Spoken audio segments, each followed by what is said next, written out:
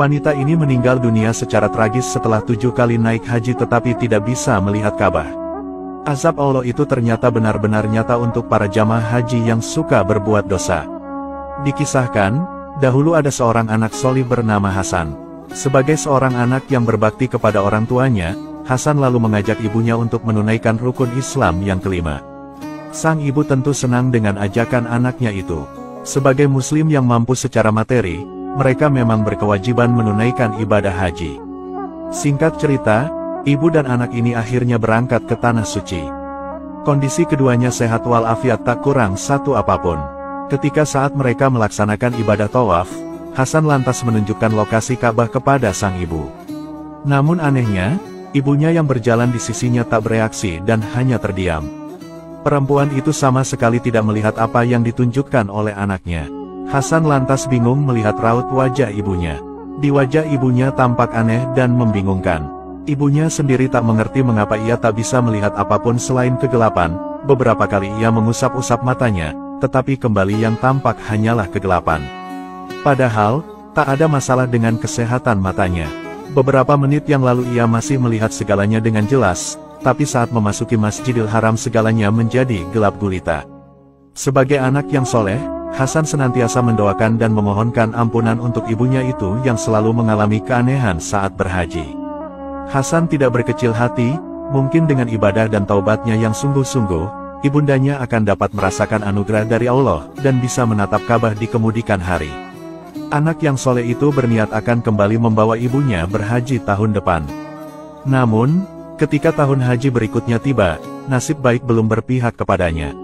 Saat menjalankan ibadah haji berikutnya, kejadian serupa terulang lagi. Ibunya kembali dibutakan di dekat Ka'bah, sehingga tak dapat menyaksikan bangunan yang merupakan simbol persatuan umat Islam itu. Wanita itu tidak bisa melihat Ka'bah lagi. Menyedihkannya lagi, peristiwa aneh ini terus berulang sampai 7 kali naik haji. Hasan lantas tak habis pikir, ia tak mengerti apa yang menyebabkan ibunya menjadi buta di depan Ka'bah. Padahal, setiap berada jauh dari Ka'bah, penglihatannya selalu normal. Ia bertanya-tanya apakah ibunya punya kesalahan sehingga mendapat azab dari Allah Subhanahu wa Ta'ala. Untuk mendapatkan jawaban, Hasan lantas mencari seorang ulama yang dapat membantu permasalahannya. Setelah berhasil menemukan ulama yang alim asal Abu Dhabi, Hasan lantas menceritakan permasalahan yang dialami oleh ibunya.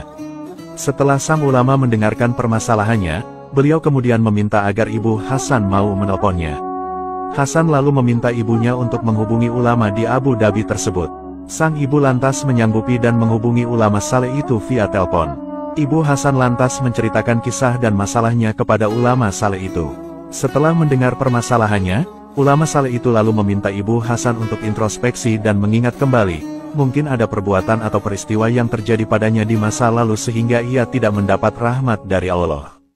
Ibu Hasan lalu berkata terus terang, "Ustadz, waktu masih muda, saya bekerja sebagai perawat di rumah sakit. Tetapi, saya mencari uang sebanyak-banyaknya dengan berbagai cara, tidak peduli apakah cara saya itu halal atau haram. Di sana, saya seringkali menukar bayi karena tidak semua ibu senang dengan bayi yang telah dilahirkan. Kalau ada yang menginginkan anak laki-laki padahal bayi yang dilahirkannya perempuan, dengan imbalan uang, saya tukar bayi-bayi itu sesuai dengan keinginan mereka." Mendengar penuturan ibu Hasan, sang ulama lantas terkejut dengan kelakuan buruk wanita itu. Perbuatan tersebut adalah dosa besar karena menyebabkan sang anak tidak jelas nasabnya. Apakah wanita itu tidak tahu, bahwa dalam Islam, menjaga nasab atau keturunan adalah sangat penting? Karena, nasab ini sangat menentukan dalam perkawinan, terutama dalam masalah muhrim, yaitu orang-orang yang tidak boleh dinikahi. Ibu Hasan lantas melanjutkan ceritanya lagi. "Ustadz, di rumah sakit saya juga melakukan tugas memandikan orang mati, tetapi saya memandikan orang mati karena ada kerja sama dengan tukang sihir. Setiap saya bermaksud menyengsarakan orang baik membuatnya mati atau sakit, segala perkakas sihir itu sesuai dengan syaratnya harus dipendam di dalam tanah. Akan tetapi, saya tidak menguburnya di dalam tanah melainkan saya masukkan benda-benda itu ke dalam mulut orang yang mati.